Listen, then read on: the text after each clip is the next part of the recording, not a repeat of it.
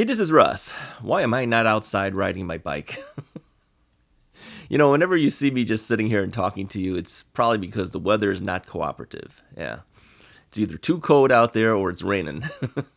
And during the winter, it's snowing. So, yeah, we have a lot of challenges trying to ride a bike here in Chicago. So, anyways, if you watched yesterday's video, you might know that the Russ's Ride channel has grown dramatically in the last, I would say in the last month and a half, something like that. I think we gained over 2,000 subscribers within that last month and a half. And so I began to realize that there's actually more new people here watching Russ's Ride than my long-term subscribers. And I appreciate all you guys who have been sticking around with me, the changes that have been occurring. But I decided maybe I should talk about some of the things that I talked about before in the past, because I know a lot of times people don't look at the older videos. But if you do go back to the older videos, there's a lot of good information there. There's a lot of rides. If you feel like, hey, Russ is not riding and I can't see him ride, go to those older videos. I mean, if you haven't seen it before, it's new to you. So here's how you do it. You just go to the Russ's Ride channel and look for a thing that says playlists. And then you'll find a category called eBikes. If you go through there, you're going to find a lot of stuff there that you can watch. And there's a lot of rides in there that you probably hadn't seen yet. So, yeah, those days, watch me and then go back and watch the older ones too. So, because we have new people, I figured I'm going to spend today to talk about a couple of items that I think I use more than anything else with my e-bike. All right. And yeah, I've talked about this before, but again, hey, you may have never seen it before. So I just wanted to bring it to your attention. The first thing I want to talk about is a air compressor. Yeah. This thing, I moved my microphone. Let me move it again here, a little bit to the side so I have a little bit of space to work with. But this is made by a company called Veeape. Nobody could really pronounce this thing. It's Veeape. All of the stuff I'm going to talk about is on my affiliate links that's in the description of the videos below. So if you just go there, you'll find Amazon links for that. Okay.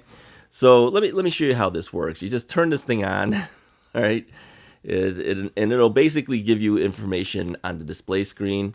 So I have this set for 20 pounds of pressure, 20 psi, and then the top thing here is when you screw this into the bicycle's valve.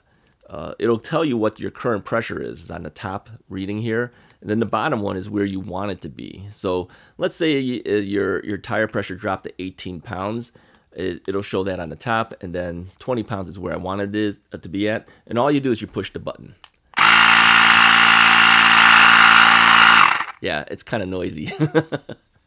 But I'll tell you, I use this more than I use anything else. Yeah, it's true. Every ride before I go out, I check my tire pressure. And more often than not, it's still sitting at 20 psi, but sometimes it'll drop. It'll drop to 18, sometimes 18.5. So I top it off with this. And I just make sure that my tire pressures are correct. I typically ride at 20 psi on my big 4-inch fat tires on my Rad Rover. So get one of these if you haven't gotten one. Believe me, I have a small hand pump that I keep with me as well. I've never used it. I bought it when I first bought the bike. I says I have to bring a pump with me just in case you get a flat while you're riding. And so I put it in there, but then I started to realize these tires are huge. You know how long it would take me to pump that thing? I mean, it's a small one. It's only like this big. And then you sit there and pump it. So I said, no way. And it was over $20-something. So I says, you know what? This thing was, I think, just under $50. I said, it's worth getting this. And because I use it literally every time before I go out, it saved me a lot. So I think this is probably the #1 used item that I have and that I recommend people to get. Okay, get a air compressor. And again, the link is in the description below. Let me turn this off. You just kind of push the button longer, then it eventually just says off, and then it shuts itself down. Okay, comes with a little carrying bag, one of these things. All right, here's the second most important thing that I carry. Have you guys ever seen these things before? Yeah, these are Hex Drivers. These are made by Park Tools. Park Tools makes a lot of bike-related type of products, and everyone has these things. I mean, you've seen these before, right? where you can just you have a whole bunch of different hex drivers in here, and I carry this with me too. All right, but it's kind of hard to work this sometimes. You know, you got to turn these things and then screw this and turn that, and it's just too hard. Easier with one of these, like these little T-handle things. So on the top of this, you have the standard hex thing that you would have like on here. This one's a little rounded out on the top. To get in and be able to turn things faster makes a big difference. You ever try using those hex drivers that are just the little L-shaped little key that they give you? Come on, that is the worst to use. It takes forever to do. You keep dropping them and everything. So I made the investment and I bought these. So I only have 2 of these because these are the 2 most used sizes. And that would be 4 millimeters and 5 millimeters. Now, you're going to need something bigger and thicker. And so that's why I carry this one here. Like if you're doing your seat post, you're going to need the big thick one that comes on one of these. And I didn't buy the hex driver from Park Tools for that because I don't use it that often. So I figured I can deal with it with this. But man, everything else that I adjust on my bike is usually either the 4 millimeter or the 5 millimeter. It's worth the investment, believe me.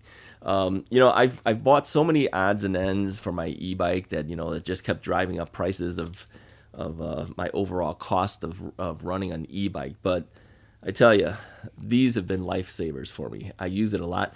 You know, if you have a mechanical brake, you're going to need these things because you got to get in there sometimes to make an adjustment because your brake pads start wearing down and you got to get it a little bit closer and you can't reach in sometimes. So having the extension of this and then having the handle to be able to turn it easily, it's worth it. Okay. And again, these things are in the affiliate links down in this description below. So these are the things I use most. I just wanted to highlight these few items. If I had to go somewhere and that was all that I could bring, I'd be happy with that. Yeah. Oh, one last thing. Let me pull it off the shelf here. Go right off the screen there. Slime. Now, I know this is going to be hard to see because I'm using a green screen. It's probably wiping out all the information on the slime bottle because it's green, all right? I put these in my inner tubes.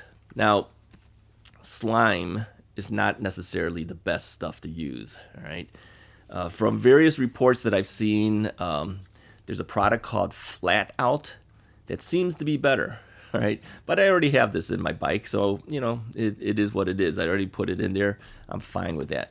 What this does is if you get a flat or a potential flat, something punctures through your tire, hits your inner tube, what this does is it kind of fills into that hole, and then it stops the leak, okay?